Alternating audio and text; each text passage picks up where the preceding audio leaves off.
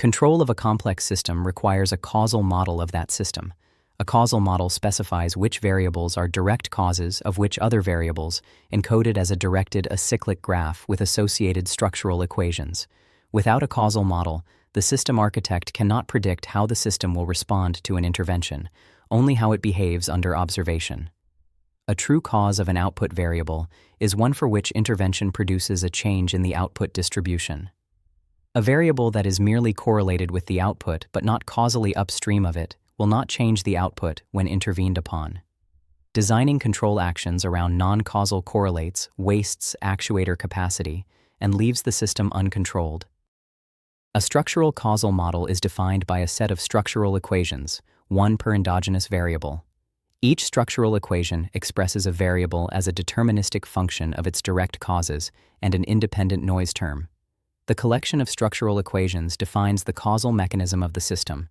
It specifies how each variable is generated, not merely how it is distributed. The structural equations are the basis for computing interventional distributions using the do operator.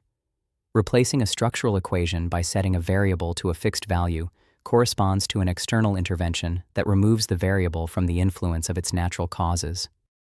Identifiability is the property that the interventional distribution of a system can be computed from observational data given the causal graph.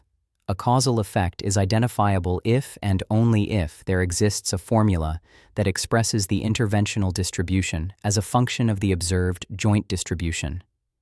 Identifiability depends on the structure of the causal graph, specifically on which variables are observed, which are latent, and which paths carry confounding information. If all confounders are observed and measured, the causal effect is typically identifiable via adjustment. If latent common causes are present and their effects cannot be blocked by measured adjustment sets, identifiability fails, and the interventional distribution cannot be estimated from observations alone.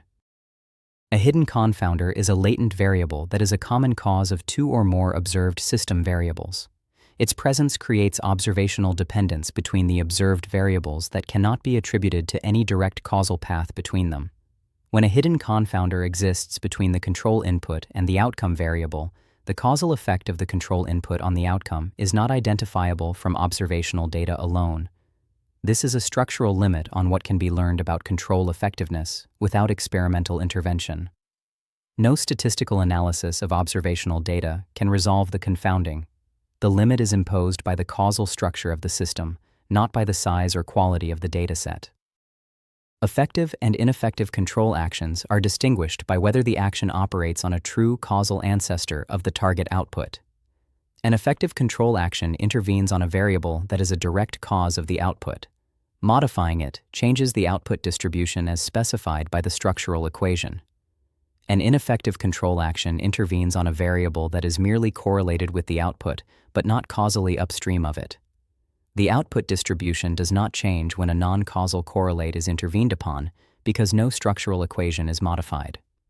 The architect must verify that the proposed control variable is a genuine causal ancestor in the system's causal graph, not just an observable that predicts the output under normal operation.